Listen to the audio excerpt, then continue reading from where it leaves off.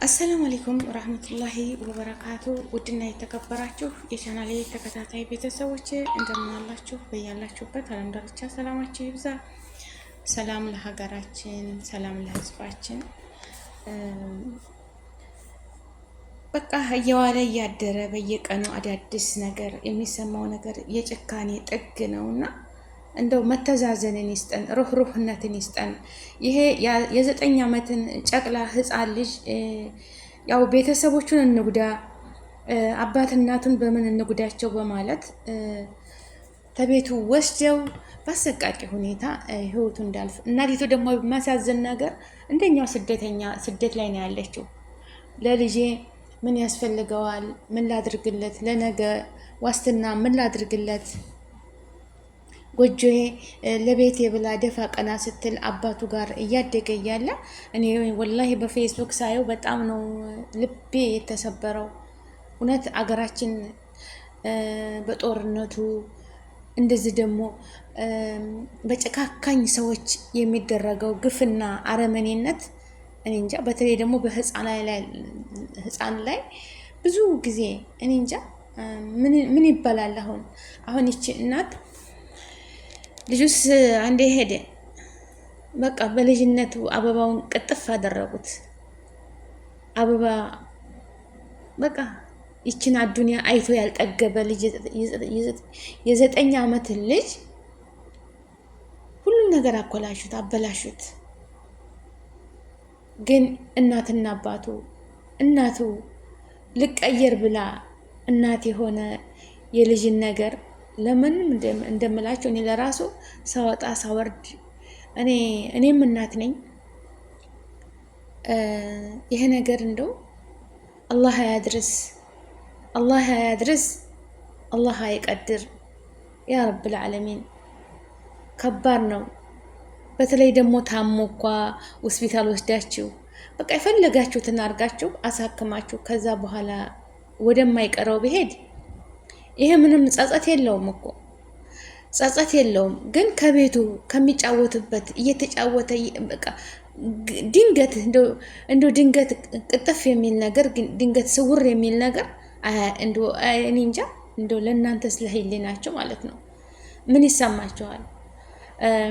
እዛ ቪዲዮ ላይ የሰማሁት አባቱ ጋር ማሻላ የፈለገውን እያደረገለት፣ እናቲቱ ከዚህ ተአረቡ አገለም እየላከች አንድ ልጅ ነው ያላቸው። እሱን እየተንከባከበ ልክ ማታ ማታ ሲጫወቱ ሲቦርቁ 10 ሰው 5 6 7 ሰው እስከ 10 ሰው ያለ ነው የሚመስል ይላሉ። ቤቱ ከአባቱ ጋር ተስራው መጥቶ አባቱ እሱን መንከባከብ ቤቱን እንደዚህ በቃ የቤቱ ድምቀት። አንዳንድ አባቶች በጣም ደጋጋ አባቶች አሉ። እናቶቻቸው ብቸኝነት እንዳይሰማቸው ልጆቻቸውን ለማስደሰት የማይፈነቅሉት ነገር የለም፣ የማያደርጉት ነገር የለም፣ የማይወጡት የማይወርዱት ነገር የለም። ለምን? እናት ኑሮን ለመቀየር በስደት ነው ያለችው። በዛ ላይ ደግሞ የእነሱን ቤት ጨለማ ለማውረስ ብለው ያሰቡት ሰዎች ያው ፎቶቸው ተለጥፏል። ተነሱ ጋር 2 ሰዎች ናቸው። ተሱ ጋር ፎቶውን ለጥፎታል ፌስቡክ ላይ እና አንደኛው በቁጥጥር ስር ውሏል፣ ተባባሪው ማለት ነው። አቤት አሁን ያን ጨቅላ ህፃን ልጅ የ9 ዓመት ህፃን ራሱን መከላከል የማይችል በገመድ አንቀው መግደል ምን ይሉታል? ችግር ካለባቸው ታባክ ከእናታቸው ጋር መደራደር ይችላሉ አይደል እንዴ? ማድረግ ይችላሉ። ገንዘብ ነው የሚፈልጉት። ገንዘብ የቻሉትን ያህል በቃ እኔ እንጃ። እንደዚህ ባይደረግስ? እዚህ በጦርነቱ እዚህ በስደት እዚህ በሁሉ ነገር አንድ እኮ እናት ልጇን ጥላት ወጣም ተቤቷ ማለት ነው። የቤት አስቤዛ ቢቸግራት ኑሮን መግፋት ቢቸግራት ተሰው ሳንቲም ተበድራ ወደ ስደት የምትሄደው ኑሮዋን ለመቀየር እንጂ ሁሉን ነገር ተሟልቶላት አይደለም። እሷ ደግሞ በህይወቷ ልጄ ነገ እመጣለሁ እናት የሆናችሁ ይሄን ለእናንተ ማሰብ እናት እኮ ባትሆኑ ማለት ነው። በስደት ያለን እህቶች ስንቶቻችን ነን ሲነጋ ሲመሽ ምኞታችን ከልጆቻችን ጋር ማለት ነው። እንዲህ አይነት ነገር ሲመጣ አቤት ጭካኔ! እኔ የምለው መቼም የማይረሳ ነው ለእናት ለአባቱ የዘላለም ጠባሳ ማለት ነው። የኔ አክስቴ አላህ ለጀነት ይበላት ልጇ ሞተና በጣም የምትወደው ልጇ የመጀመሪያ ልጇ በጣም ይንከባከባት ነበር። በጣም የሆነ እኮ ቦታ ሄዶ በወደ ቤቱ ሲሄደው አግብቶ ጎጆ ወጥቶ ሳለ የእናቱ ቤት እንደዚህ አስፋልት ትንሽ ራቅ ይላል። ሁልጊዜ በሷ ዘይሯት ነው የሚሄደው። ተስራ ሲወጣ እንዴት ዋልሽ ብሎ ተጫውቶ ምን ብሎ እስኪ ያለሽን በቃ መክሰስም ቢሆን ጎረስ አድርገኝና እናቴ እጅሽ ናፈቀኝ ብሎ በቃ በጣም ልዩ አላህ ይርሐመው እናቱን የሚንከባከብ ደግ ሰው አይቆይም። እና ሩቆ እኳ ሲሄድ በቃ ሳይ እዛ ዘልቆ በቃ ይጣራል። ጉድ ሐሰን እንደው ጀመረ ነው የሚሉት ህዝቡ ማለት ነው። እመቻው ሳይላት አይሄድም። አላህ ለጀነት الفردوስ ይበለው። እሷም ሄዳለች እና ስታለቅስ ትንሽ ነበርኩ እኔ አስዋ ማለቴ እስተ ዘላለሜ እስተ ጊዜ ሞቴ ትላለች። ያኔ ልጅዬ ማለቴ ሁልጊዜ ማንም ላይ ነጥለው እስከ ዘላለሜ እስከ ጊዜ ሞቴ እያለች ነበር የምታለሰው ማለት ነው። ማን ሊነጥቀኝ የሱን ሐዘን የሱን መሐባ ከልቤ ማን ሊያወጣው ማን ሊተካው? ካላህ ጋር ጦርነት አይከፈት። እሱ ታሞ ነው የሞተውና በቃ ሁልጊዜ ግን እናት ታነሳለች። ልላችሁ የፈለኩት ምንድነው ይችም እናት ማንኛችንም አላህ ጽናቱን ይስጥሽ፣ ሶብሩን ይስጥሽ፣ ትዕግስቱን ይስጥሽ እንላታለን አይደለ? ያው የፈጣሪ ትዕግስት ምንም እንትን አይልም፣ ምንም አይሳነው። ግን ይች እናት ማነው የሚክሳት? ማነው ሐዘኗን ከልቧ የሚያወጣላት? ማነው የእሷን ህመም የሚያወጣላት? ልጇ እኮ በቃ ሄዷል። ራሱን መከላከል የማይችል ታዳጊ የነገ አገር ተረካቢ ልጅ ሄዷል። በቃ ምንም ሳይል ማለት ነው። እና እናቱ ግን እድሜ ልኳን እንዴት ተብሰለሰለች ትኖራለች ማለት ነው። የእሷን ማን ነው የሚጠግንላት? የእሷን ጭንቀት እንደዚህ አይነት ታረመኔነት ነገር ምን አለበት ህዝባችን ቢቆጠብ? መደረግም ካለበት ታዋቂዎቹ ጋር ጥላቻም ካለባቸው በቃ እነሱ እኮ የሚፈልጉት ምንድነው? አንጀታቸውን እርር ድብን የሚያደርግ ነገር። የእናንተን አንጀት አላህ ድብን እርር ያርገው። በቤተሰቦቻችሁ ላይ እናንተንም በቃ በምትወዱት ላይ እንደዚህ የምታረጉ ሰዎች እናንተንም እርር ድብን ያርጋችሁ።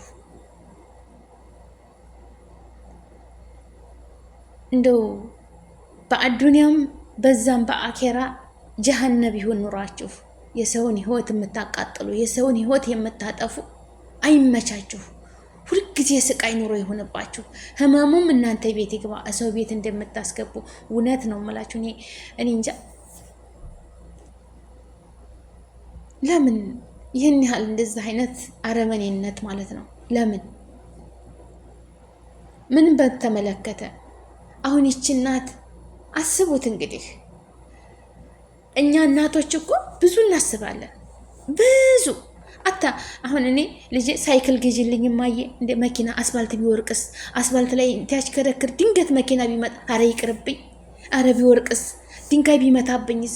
ስንት ነው የምንጨነቀው። እንኳን ሞቱን ልንሰማ ቀርተን አይደለም። እናት እንኳን ሞት ቀርቶ እንቅልፏ የሚያሳዝናል። እንቅልፍ ሲተኙ ምን ሆኖ ነው ብዬ ቼክ የምናረግበት ምን የሚያሳዝኑን እኮ ነን። ወይ እኔ እንጃ። እነዚህ ሰዎች በቃ በህግ ስር ቁጥጥር ተሆኑ ልክ እንደሱ እንደ ህፃኑ የሞትን ዋንጫ ቢቀምሱ ባይነኝ። እናትዬቱን ግን የሚተካት ነገር ምንም ነገር የለም በዚች ምድር ላይ خلاص። ከእንዲህ አይነት ነገር ግን ተቆጠቡ።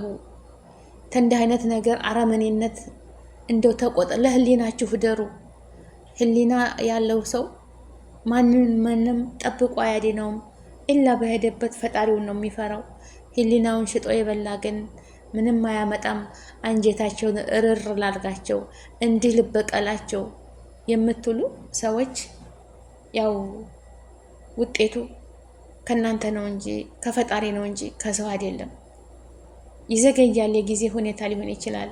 ግን እመኑኝ የእጃችሁን ታገኛላችሁ።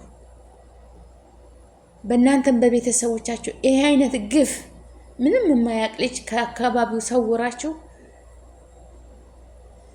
ስንት ጉዳለ ያ ጀማዓ። ወላሂ ላዚም ስንት ጨካኝ ሰው ሆነው ልክ እንደ አውሬ እኮ የራሱን ወገን እኔ እንጃ እንደዛ እንትን አይባባልም ማለት ነው። የራሱ ነው በቃ። ጅብም ሆኖ ማንኛውም ነገር አውሬ እንዳውም የሆነ ነገር ሲያገኝ ጓደኞቹን ይጠራል። የሆነ ነገር በቃ ምግብ ነገር ሲያገኝ የሚበላ ተሰባስበው ነው በቃ እንደዚህ ነው በአንድ ሆነው የሚበሉት ማለት ነው። በህብረት ያስታውሳል።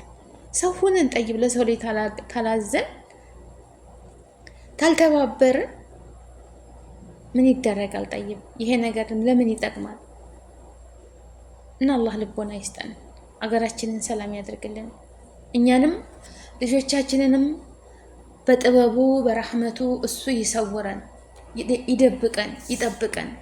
ልጆቻችሁን አላህ ያሳድግላችሁ፣ ከመጥፎ ነገር ሁሉ ይሰውርላችሁ። ውድ የሀገሬ ልጆች ወጥቶ ተመቅረት አላህ ይጠብቀን፣ አፍያ ጤናችንን ይስጠን፣ ረጅም እድሜ ከጤና ጋር ያኖረን፣ ያሰብነውን ሁሉ ያሳካልን። እህት ወንድሞቼ ሀዘንን በሩቅ ደስታን ቅርብ ያድርግልን፣ ከመጥፎ ነገር ይሰውረን፣ ርዝቃችንን ሰፊ እድሜያችንን ረጅም፣ የሰው ሀቅ የማያስነካን የእኛንም የማያስወስድብን ያድርግልን። ሀገራችንን ይቶን ሰላም ያድርግልን። አንድነትን፣ ሰላምን፣ መረጋጋትን ይስጠን። እነዚህ ደግሞ አረመኔ የሆኑ ሰዎች ጨካኝ ህሊናቸውን ሽጠው የበሉ ተሰይጣን ጓደኛ የሆኑ ሰዎችን በረህመቱ በዝነቱ አላህ እስር ያድርጋቸው፣ ስውር ያርግልን። ልጆቻችን በሰላም ወጥተው በሰላም ይመለሱ፣ በትምህርታቸው በደረጃቸው ከፍ ይበሉ። አላህ ይጠብቀን፣ አላህ ይጠብቃችሁ። ሀገራችንን ሰላም ያደርግልን፣ ወጥቶ ተመቅረት ይጠብቀን።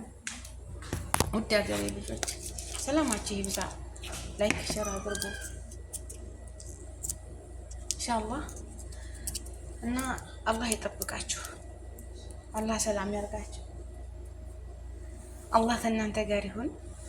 አኼራ ዱንያችን ያሳምርልን፣ ደረጃችንን ከፍ ያርግልን፣ ከመጥፎ ነገር ይሰውረን ያ ረብል ዓለሚን።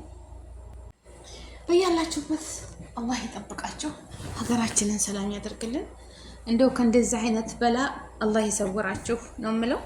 ውድ ሀገሬ ልጆች ሙስሊም ክርስቲያን፣ ኢትዮጵያውያን፣ ኤርትራውያን ሰላም አላህ ያድርገን።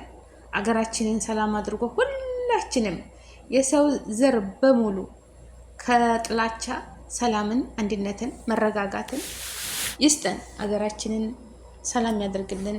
የብሔር ብሔረሰቦች ሀገር ናት። ከጥላቻ ከምቀኝነት ከስድና አላህ ይሰውረን። ሰላም ሰላም ለሀገራችን፣ ሰላም ለህዝባችን። ውድ እህቶቼም ወንድሞቼ ለወጣችሁበት ዓላማ ስኬታማን ማግኘትን አላህ ይወፍቃችሁ። በሰላም በሀገራችን ልጆቻችሁን አላህ ይጠብቅላችሁ። አላህ ይጠብቅልን፣ አላህ ይጠብቅልን። የኔንም ልጅ የሁሉንም የወንድሞቼን እንደዚሁም እንደ ሁሉን እናት ልጅን ማን ደስ የማይለው አለ? ቢላህ አለይኩም ልጁ አድርጎ ጥሩ ደረጃ ተምሮ ውጤታማ ሲሆን ሲያድግለት ማንም ማይደሰት አለ? ጠቀመኝ አልጠቀመኝ ብሎ አይደለም እኮ የሰው ልጅ የሚያሳድገው አይደል? ጠቃሚው እንደ አላህ ነው የሚያውቀው። የሰው ልጅ ስለወለደ ምንም ጥቅም የሚያገኘው ነገር የለም። ስላልወለደ ደግሞ የሚጎዳው ነገር የለም። አላህ ነው ሁሉን ነገር ሰው እንዲወደን እንዲጠቅመን እንዲያግዘን የሚያደርግልን አይደል? ግን አንድ እናት አንድ አባት የወለደው ልጅ ቁም ነገር ላይ ሲደርስለት ሲማርለት ጥሩ ደረጃ ይዞ ሲወጣ የራሱን ህይወት ነው የሚኖረው አይደለም? ተምሮ አጥብቆ የተማረ ራሱን ነው የሚጠቅመው አይደል? በትምህርቱ ለሀገሩ፣ ለህዝቡ፣ ለቤተሰቡ ሲያገለግል ያ ነው በቃ ለሰው ልጅ ያንን አስተላልፈን ነው የምንሄደው እንጂ ሀውልት አይደለንም። ብዙ አመት አንቆይም እዚች ምድር ላይ ማለት ነው። ሁላችንም እንጓዛለን። ሁሉ ነገራችን ይረግፋል። ጉልበትም ይደክማል፣ ውበትም ይረግፋል፣ እርሜም ይሄዳል፣ ወደማይቀረው ነገር እንሄዳለን ማለት ነው። እና አላህ መተዛዘንን ይስጠን፣ ልቦና ይስጠን።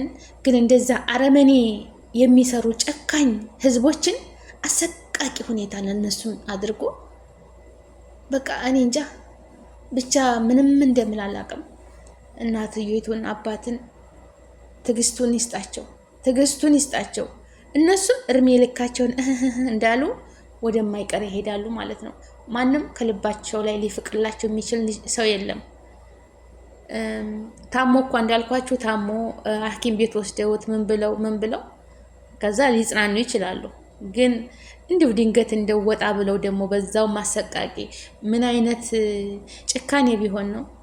አይ ዘመናችን በጣም ከባድ ነው። አሁን ሰዓት ኩላሊት የሚወስዱበት፣ ልብ የሚወስዱበት፣ አይን የሚወስዱበት በቃ የሰውን ህይወት እያጠፉ ለዛ የሚጠቀሙበት ብዙ ህዝቦች አሉና ከእንደዛ አይነት አረመኔ ጨካኝ አላህ ይጠብቀን። ላይክ ሸር አድርጉ።